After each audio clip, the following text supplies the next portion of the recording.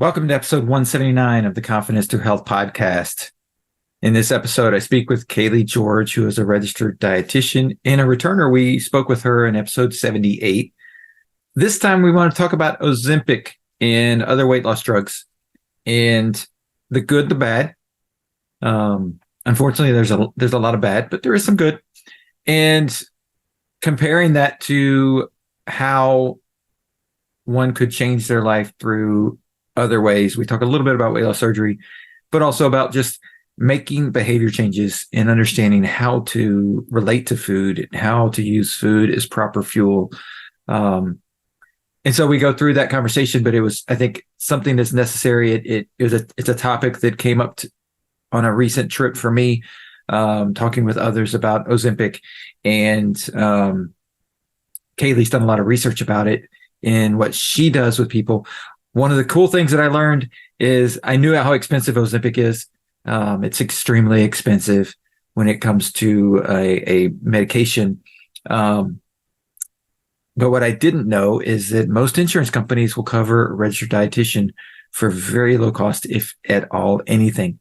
And so, because it's preventative in their world. And so we talk a little bit about insurance and how those things interact, how everything interacts together. And the ultimate goal is to help everybody become healthier than they are. And if you're somebody who's looking for a weight loss solution, weight management solution, and considering pharmaceuticals or surgery to help with that, I think this is a great episode for you. Or you could share it with somebody who you love who is considering that as well.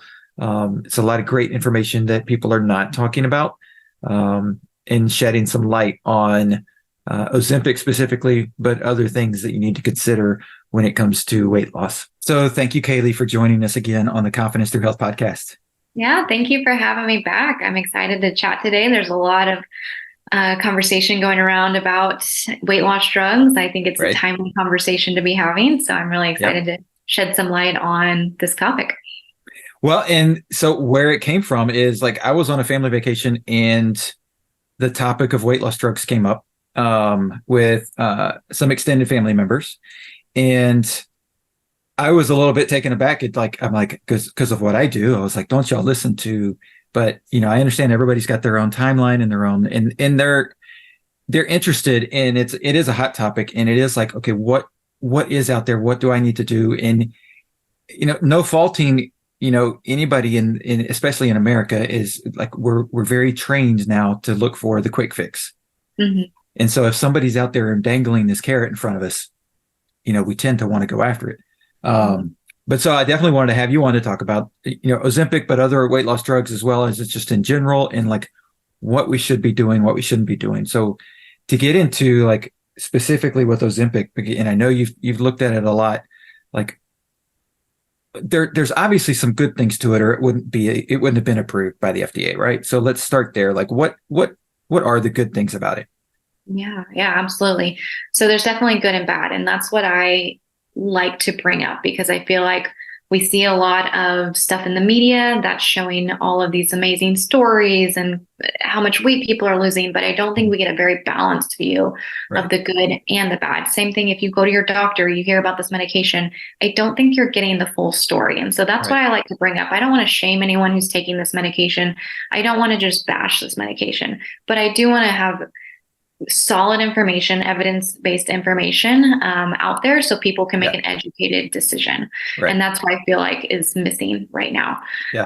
So Ozempic, you've probably also heard it called Wegovy, and then there's other variations that we can talk about that are coming out as well. So Wegovy is what was approved by the FDA specifically for weight loss. Ozempic started as a drug for type 2 diabetes. You probably know the story. They saw people losing weight like crazy, and then decided to rebrand it as a weight loss medication. So bottom line is, it is effective for weight loss. There's no disputing that. To be fair, they've done a lot of research. They're called the STEP trials, and they've followed people for years on this medication, and they do lose weight. They see about 15% weight loss from their baseline, which is very significant. We haven't had any weight loss drug out there on the market that's seen that much success in terms of just looking at strictly at weight loss. So that part is indisputable. And then at the same time, you are lowering different cardiometabolic markers like your blood pressure, like your cholesterol, triglycerides. Now, is that just from the weight loss itself, or is that from the medication? That part's questionable. Sure. But we are seeing improvements in metabolic markers, and we are seeing just general weight loss. So those two things are the good of it. Right. That part is clear. But then that is just, of course, one part of the story. Right. So and that's like, that's the carrot that they're dangling in front of everybody, is that it's indisputable and it's going to work. Right. In whether you're, at 20 pounds overweight or 100 pounds overweight, like, it's going to work. Just based on how it's been developed. And like you said, at first it was developed for a type 2 diabetes drug. In a lot of times, and just what happens with a lot of different drugs, is that they put it to market and then they start seeing the real results of, okay, we did this in a trial for a short period. Now we've got, like you said, years of data that we can go back on and go, okay, now we know what this drug's really doing. So what are some of the bad things that people are seeing that they're not necessarily publicizing? Yeah. And so, well, just one more thing on the good part, I actually forgot to mention. Ultimately, you have to think about healthcare savings as well, and having a population that is less obese and overweight. There is some monetary component to this that we're going to talk about. And so this is a dilemma that employers are facing right now is, we want a healthier population. We want a healthier workforce, and we want to save money on our healthcare costs. And so if we can find something that is going to make our population healthier, there's some cost savings there as well. So I mentioned that because the cost is one of the big downsides on the opposite end of the spectrum. I've never gone out and got my own price on it, but I've heard anywhere from $500 to $1,500 a month. So obviously this is very cost prohibitive, not accessible to a lot of people. Some insurance carriers are starting to cover it, but it's a very fine line of wanting to cover this and, potentially save some money down the line with having people lose weight. But at the same time, it is causing everyone's insurance to skyrocket if they start covering this.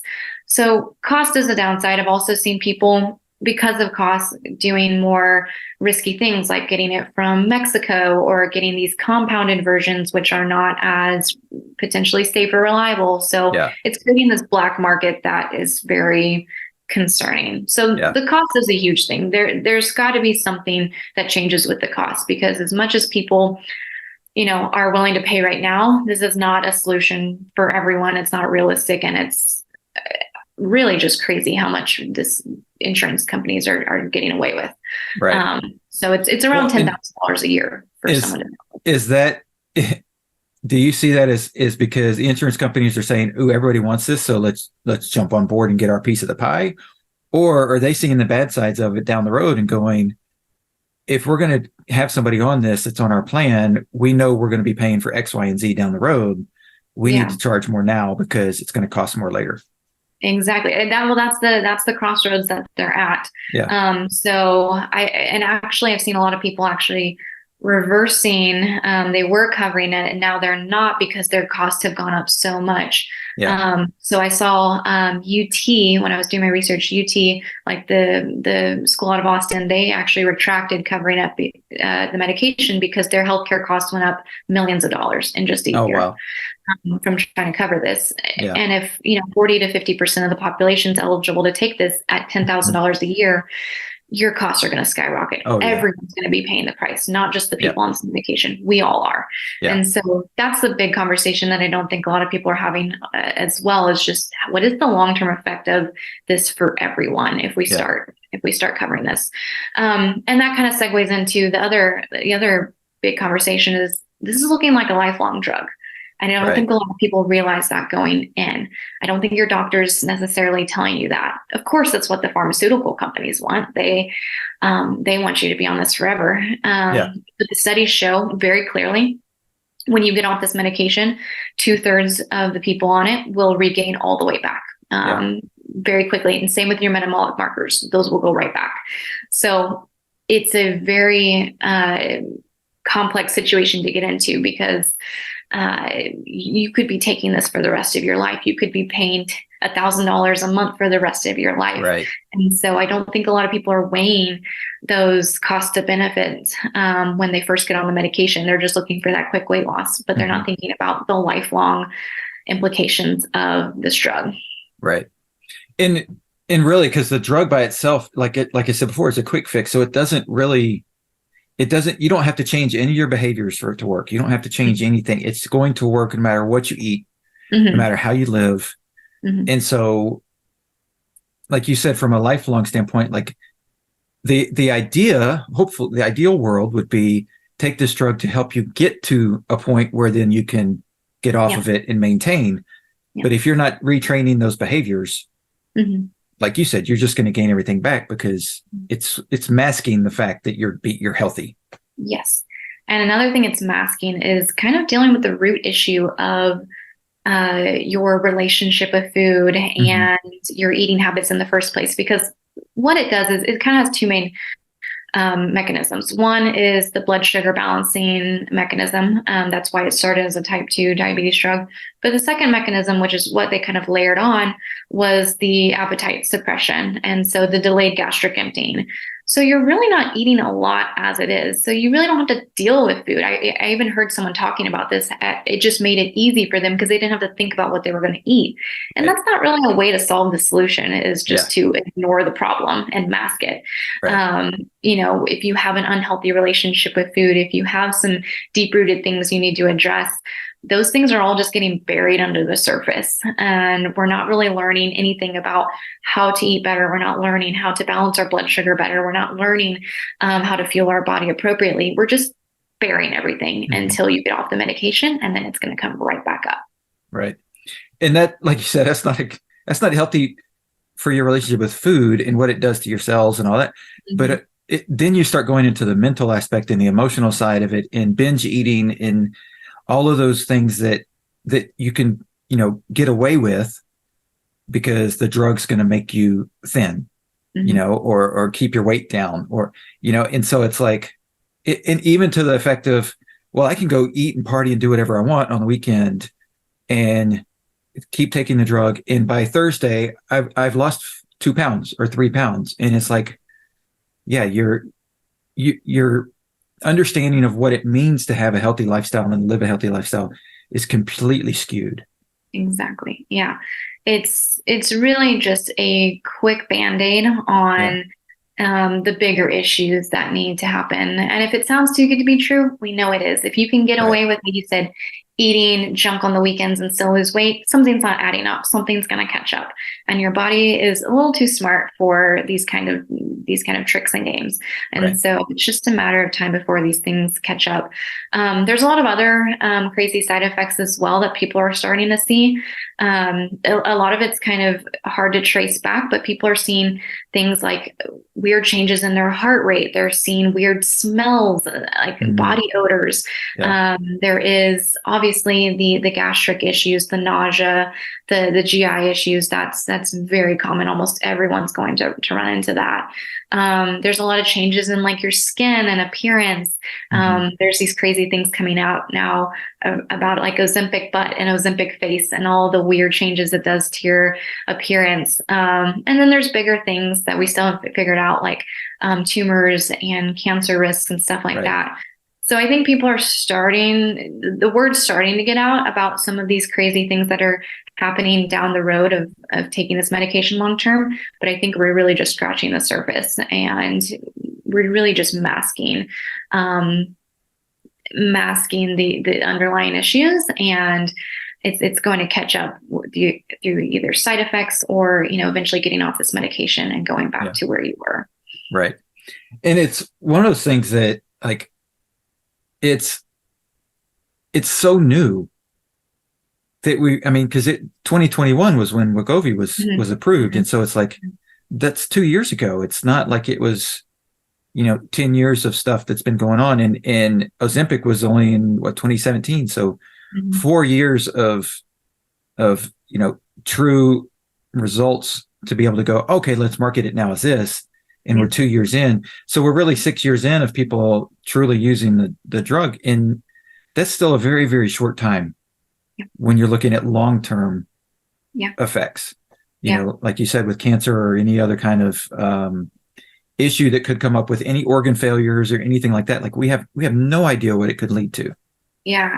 Like anecdotally, I've even had a client who ended up in the ER and she wasn't able to prove anything, but she was pretty sure it was because of the Ozempic.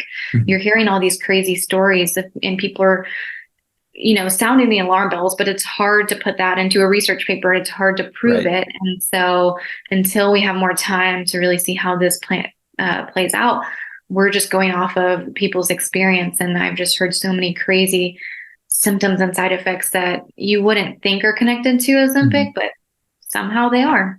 Right. Well, and it's most of the time when you have one thing change in your life like that, like you start, if everything else is the same and you're not making changes also in your behaviors in trying to do those things, you're just like, oh, let's just take the drug. It can be pretty simple for that person to go back and go, oh, that's the only thing I've changed. And it's all these things are happening now. It's got to be that.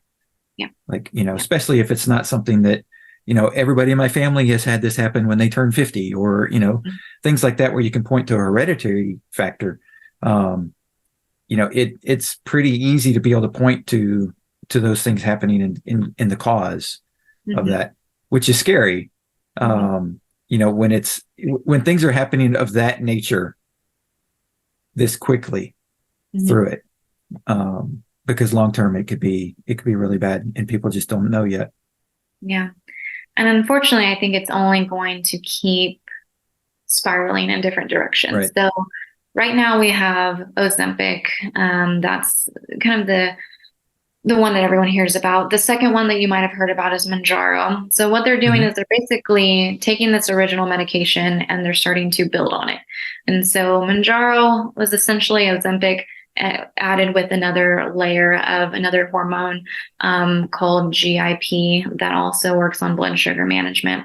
So they have that one out there. And then when I was researching for this interview, I found a third version that they're trialing, testing, ready to put out. It's called Ritutride. I'm probably saying that wrong, but they're adding a third hormone in there. They're working on glucagon. So they keep taking this and they keep modifying it, adding more. Hey, this worked. Now let's ramp it up another level. Let's ramp it up another level.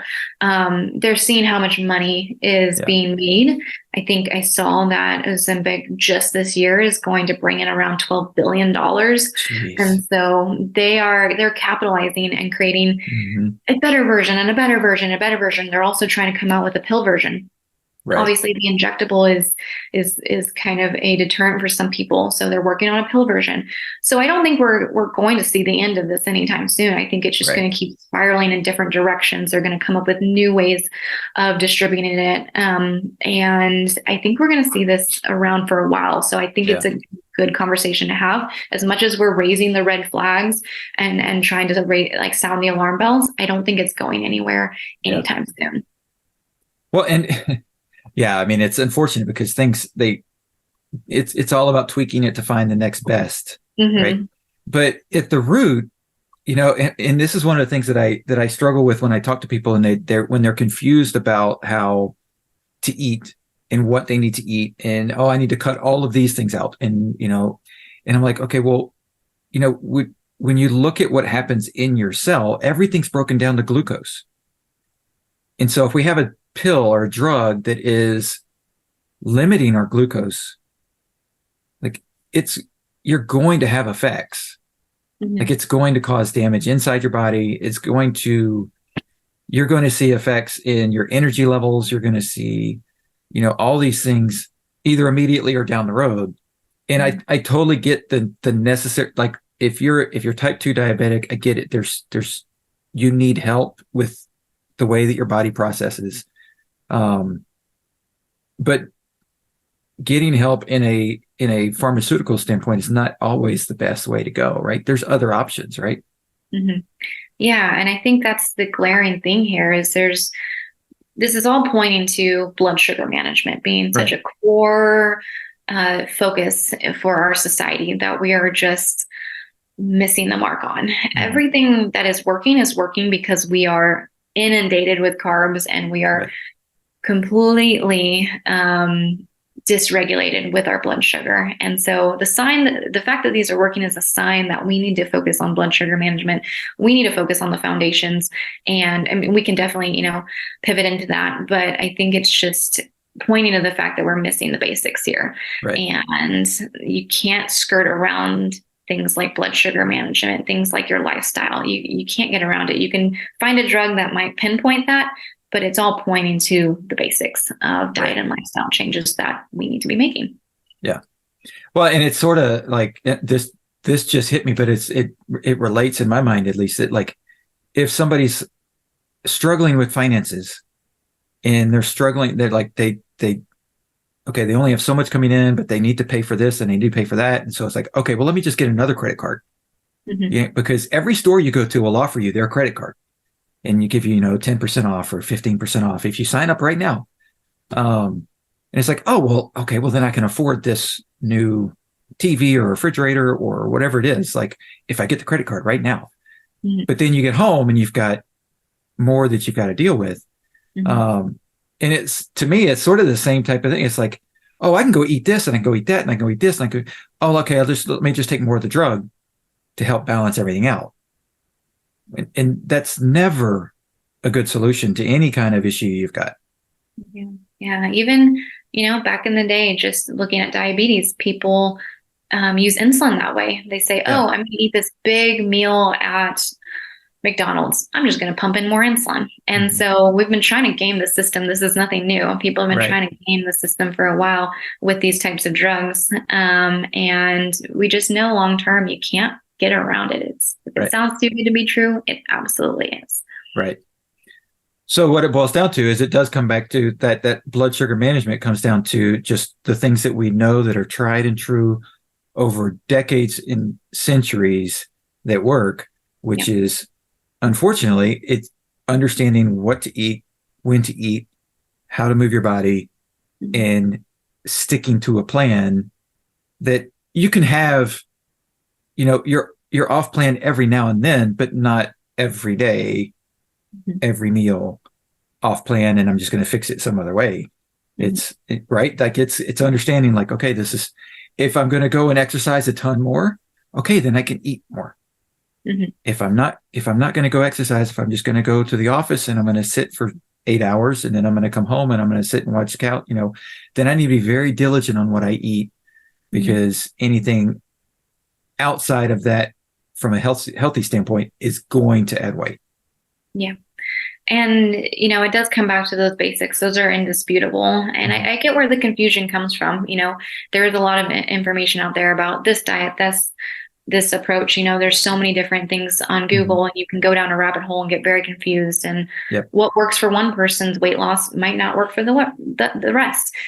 So there is, I think, some people like having an easy solution because there is a lot of confusion around nutrition. I get that. And so something like Ozempic, where I don't have to think about, this diet or that diet, or this thing I should be eating, carbs, no carbs, fat, no fat. I understand the appeal of not having to think about all that. But the foundations are indisputable. And so like you talked about blood sugar management, sleep, stress, relationship with food, hydration, movement.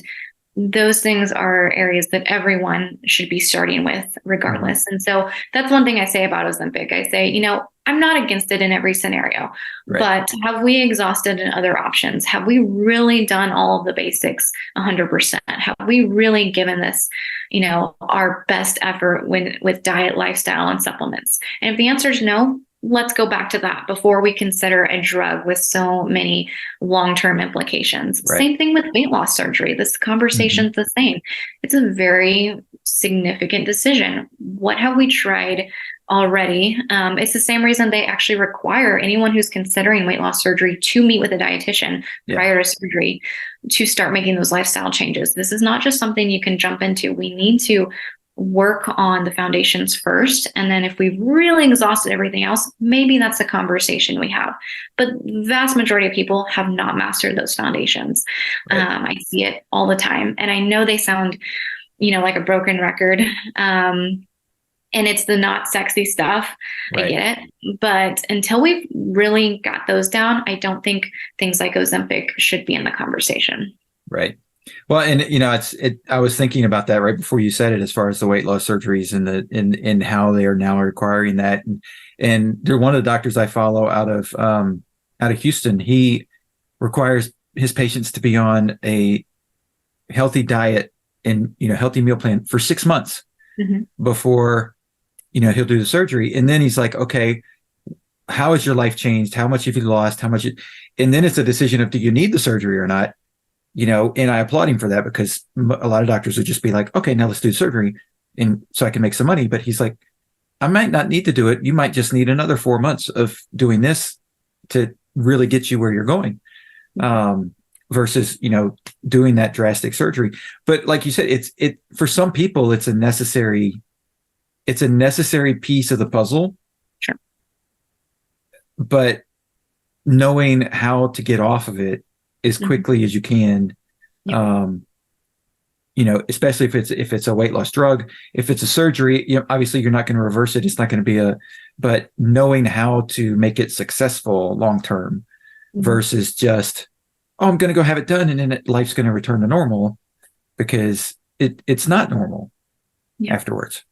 That's the exact reason they require that 6 months beforehand meeting with a dietitian, because this is a commitment, and they need to see that you are willing to do the work pre-surgery, because there's a lot of work post-surgery. It's not just like you said, I do the surgery, everything's fixed. There's a lot of work that needs to happen. And post-surgery, if you don't eat the way you're supposed to eat, you're going to do a lot of damage to your body. Oh yeah. A lot of implications. And so I wish we were having that same conversation around Ozempic. Like, hey, before we talk about this medication, let's get these things down, because once you get on the medication, you need to be making these changes. Otherwise, you're going to have trouble transitioning, and you're going to have trouble down the road. I think that transition is the big thing. Yeah. It's people don't know how to wean off of it. So maybe you do Ozempic for 6 months, but how do you transition? I don't think anyone's talking about that. Your doctor's not telling you about that. Right. And if you haven't started making those changes already, it's going to be a very rude awakening when you try to get off it and the weight starts coming back very quickly. And so those are my caveats to using the medication. Like you said, it can be life-saving for people. It can be a great solution in specific scenarios, but I don't think we're using it the right way. I don't think we're preparing people, and I don't think we're, having that education in doctors' offices and those kinds of places that will help people prepare for a transition down the road. Well, and that's a huge piece to remember too for people. And I've mentioned this with other guests on the podcast, is understanding that your doctor doesn't have a ton of nutrition training. Like, and for most, I would say for most doctors that are over 45, they have zero nutrition training from actual med school. Maybe they've taken a course afterwards, or they've done some CEUs or something, but from med school, like zero. And so, like, if their doctor is saying either, a weight loss drug or surgery or something like that to help you speed the process up, and they're not getting you in touch with a dietitian, there's a major red flag right there. Yeah.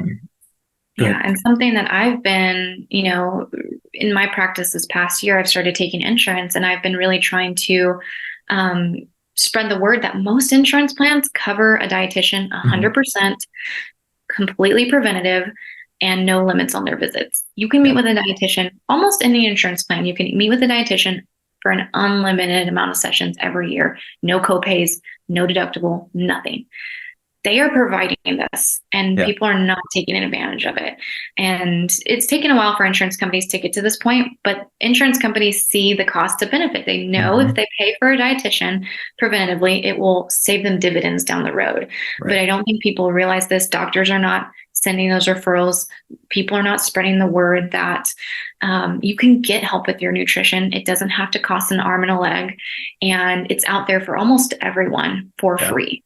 If you just are willing to do the work and make that commitment to working on your diet. Yeah.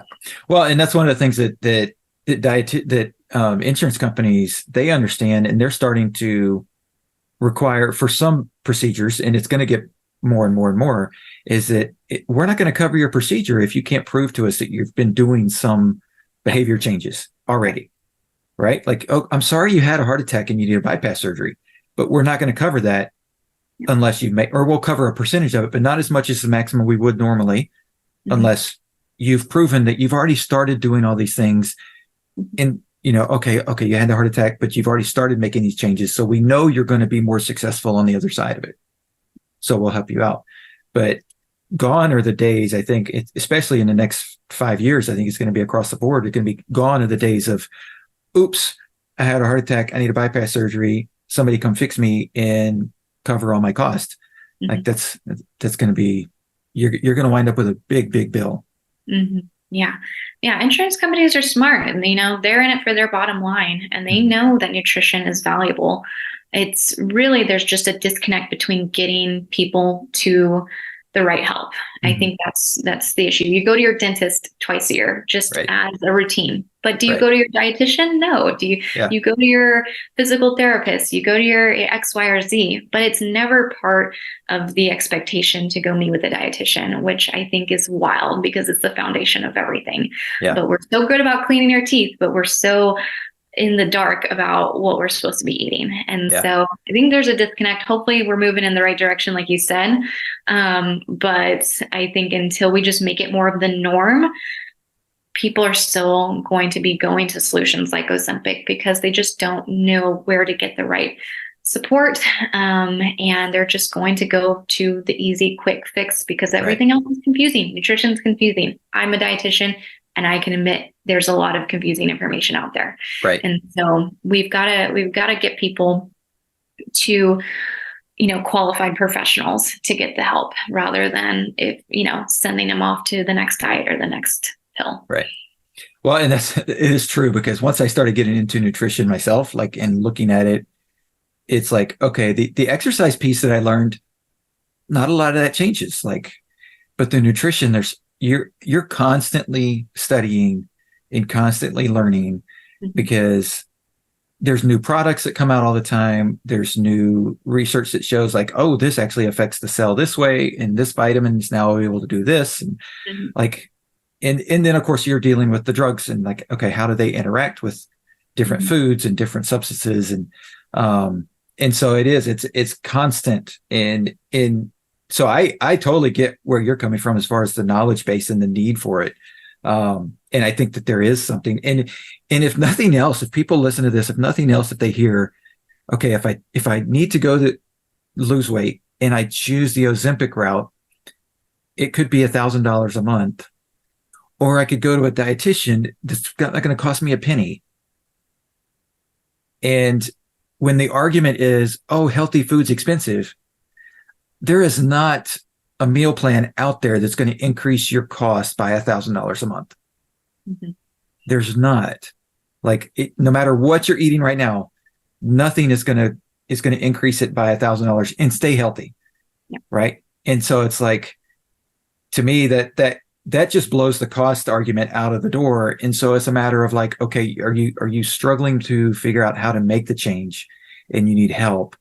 And then by 100%, it's the dietitian route, because you may have some, I don't want to call them side effects, but you may experience some difficulty because the change in your body's going to happen. And so your body's going to detox or go through some changes, or, and some are going to be positive changes, but you're going to feel that effect.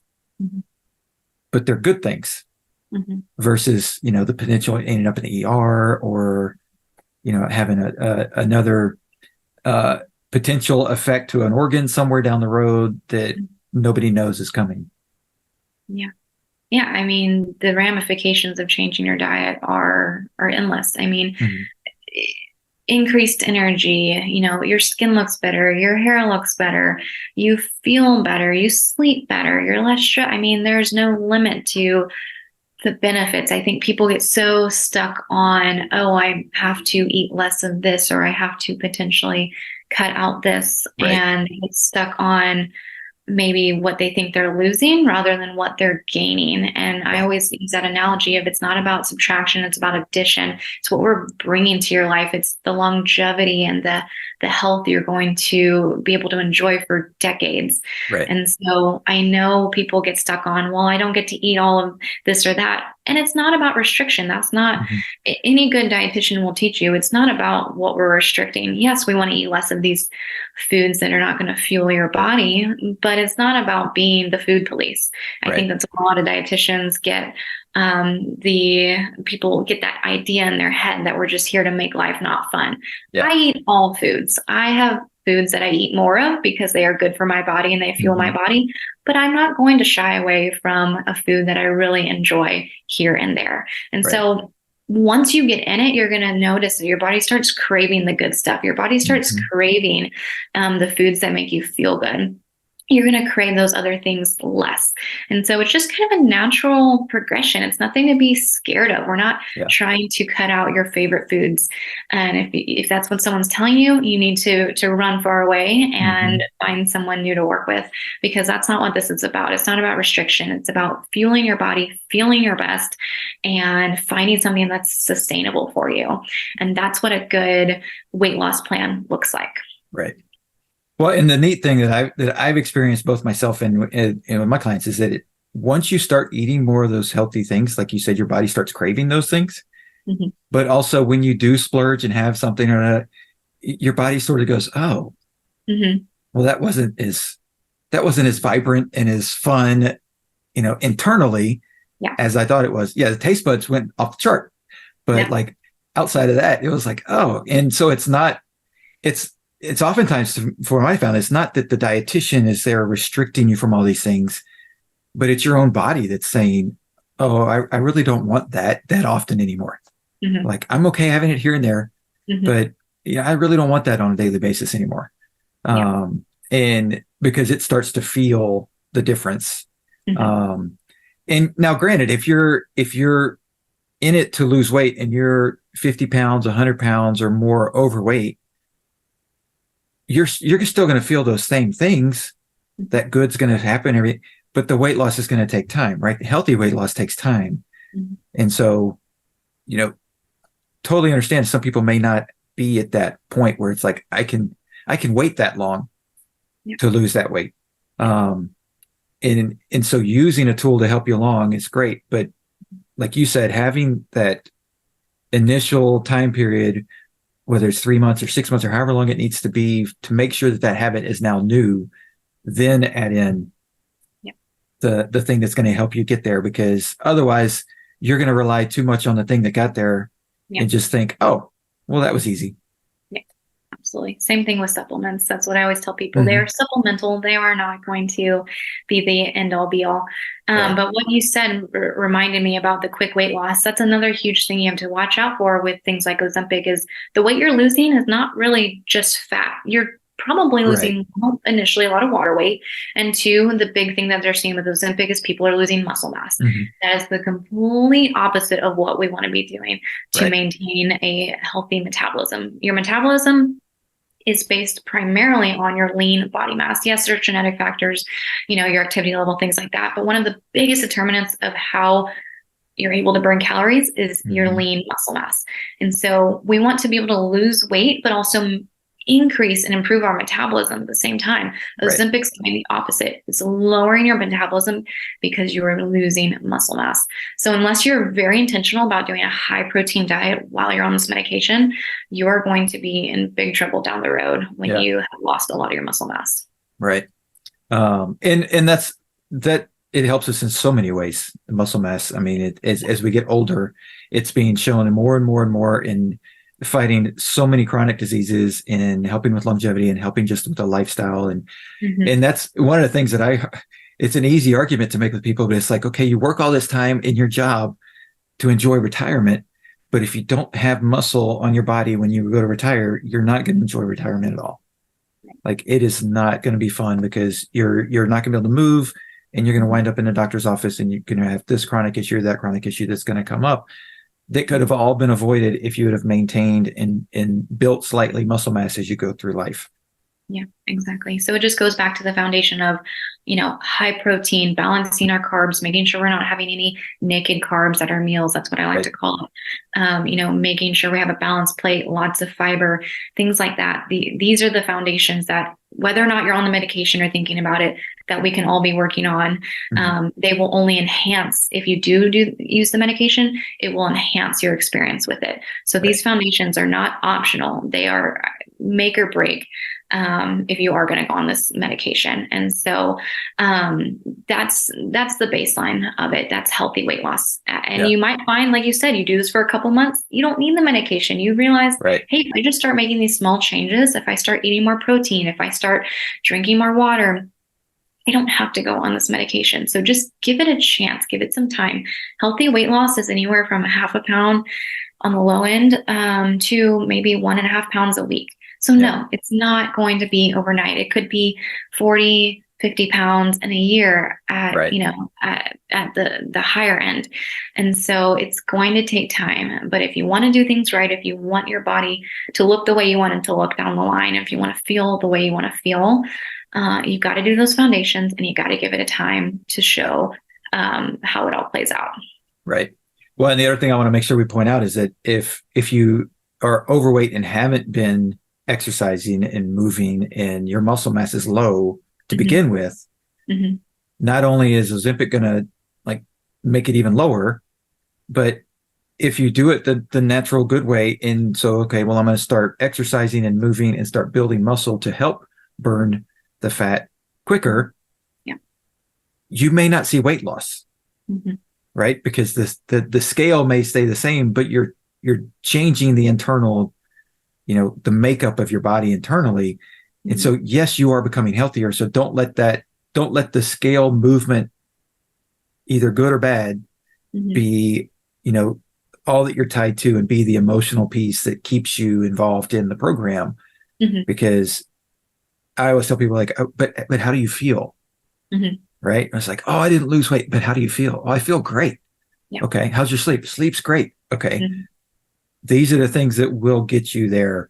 And and like you said, if you're losing 0.5 pound a week or 1 pound a week on average, okay, well, if you lose 4 pounds 1 week, guess what? Average, you're probably not going to lose any for 2 weeks. And you're going to have to be okay with that mentally.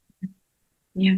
It's that stair stepping graph that I always show my clients, lose some weight, you're going to plateau for a minute, then you're going to go down a little bit. And so it's just having the mental stamina, I think, also to be okay with those ups and downs, and that, having that patience to ride it out on the weeks where you just want to throw in the towel and you're thinking, why am I doing all this? The scale isn't moving. But it's about seeing the bigger picture. Like you said, there's so many other changes going on behind the scenes. One thing that a lot of people don't pay attention to is their measurements. Maybe their waist is getting smaller. Maybe they're less bloated. Like you said, maybe they're gaining more muscle and they're sleeping better. One thing, a little side tip, is you want to make sure you're using a scale that can measure different metrics. So a lot of people just have a scale that shows your weight. I always recommend one of those scales that shows you that they connect to your phone, and it'll show you all different biometrics, like your water mass, your muscle mass. So you can see, okay, the scale's not moving, but hey, this went up, or hey, this went down. And so you can see the bigger picture. It really is like a mental game with the scale. And if that's all you're focused on, you're going to feel like you're hitting a wall. It's going to be frustrating. But if you can zoom out and appreciate the other wins, that is going to be what propels you on, the journey. Because if you're just depending on the scale for your wins, you're going to get frustrated. You're going to throw in the towel. It's not that you're not doing a good job. It's just that the scale is unreliable, and it is one metric out of so many more important ones. And objective things aside, like you said, feeling better, having a better relationship with food, not, using food as a coping mechanism.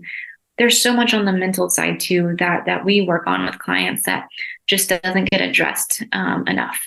Yeah. And so if you're able to zoom out and see all of that, you're going to be in it for the long run. You'll do well. Yeah. But if you're stuck on the scale, you're going to hit a wall. Yeah. Nope, I agree. And as an athlete myself, like I'm not in it for a weight loss issue, but I've got one of those scales that gives me all the different biometrics because I want to make sure, am I hydrated enough? Because I know if I go out for a 6-mile run and I'm not hydrated 2 days before or the day before, like eventually that's going to catch up to me and I'm going to have a problem. Exactly. And whether it's, a muscle cramp or muscle tear, or it could be worse. And so it's like, no, I got to make sure. And so, yes, I'm looking at it for other reasons too. I mean, I'm watching my weight to make sure that I don't have a massive weight gain or loss that like is indicative of something else going on from an injury standpoint or an internal, like I pushed myself too hard type of thing. But yeah, it's 100% looking at those other numbers helps you put it more into like, okay, I am seeing movement in other ways and things are where they need to be, to where I may just be from a weight loss. I may just be at a log jam and I'm just waiting for it to get through, but keep doing those things that are going to push it through. And that's why it helps to have someone in your corner, like a dietitian, like a health professional that can walk alongside you and kind of tell you, hey, this is, what to expect. This is what's normal. I think a lot of people feel pressure to figure this out on their own. And they feel like, oh, I should know how to eat. Like that's, fundamental. That's basic. Right. And the fact is a lot of us don't, and that's okay. And you shouldn't guilt yourself into knowing how to do it all. And that's where someone like a dietitian can come in and say, hey, this week you didn't lose weight, but hey, look at all these other wins. And someone can just guide you and coach you and support you and encourage you along this journey, because it's not easy and it's not easy to do alone. I'm not going to sugarcoat it. Yeah. And this is not just me promoting, working with a dietitian, working with someone like me. This is saying, it's a journey and everyone needs support on their journey to kind of walk you through the ups and downs and let you know, this is normal. This is okay. Yeah. This is what happens. But when you get into it on your own and you get stuck and frustrated, it's easy to turn to something else like, an Ozempic. Yeah. Well, and what's great is that, doing it for as long as you have it's like you can see it coming sometimes and be like, okay, well, hey, this week you're going to experience this or this. Because this is where you are in your journey. This is where your sort of your markers have led up to. And so it's like, don't freak out when this happens, because you're sort of heading that direction. It's okay. It's a small little obstacle. We get over it. We move on to greener pastures on the other side. But, to get to the top of the mountain, you got to go through the valley every time. It's just the way it works. So.